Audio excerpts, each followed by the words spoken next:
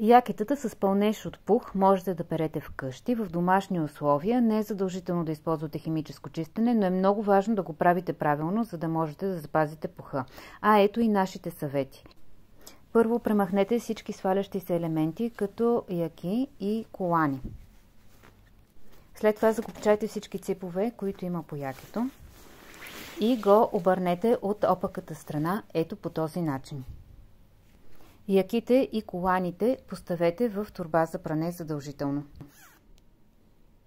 За пералнята използвайте програма за деликатно пране или за ръчно пране и не повече от 30 градуса. Задължително използвайте перилен препарат за деликатни тъкани с меко действие, тъй като в противен случай пълнежът може да се увреди. Нашият перилен препарат е именно такъв. Той е формулиран както за кашмир, вълна, коприна, така и за тъкани с пълнеж от пух.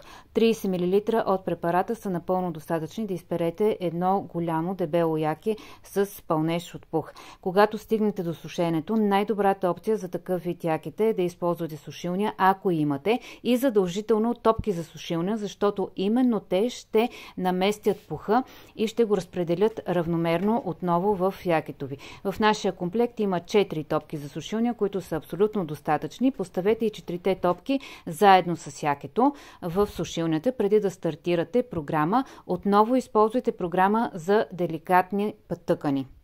Нямате сушилня, намерете подходящо място, на което да поставите якето. Ето по този начин. Запомнете, дрехи с пълнеж никога не се сушат окачени. Разтръсквайте периодично якето по този начин, докато изсъхне, колкото по-често се сещате да го правите това, толкова по-добре. Така ще наместите пуха отново там, където му е мястото.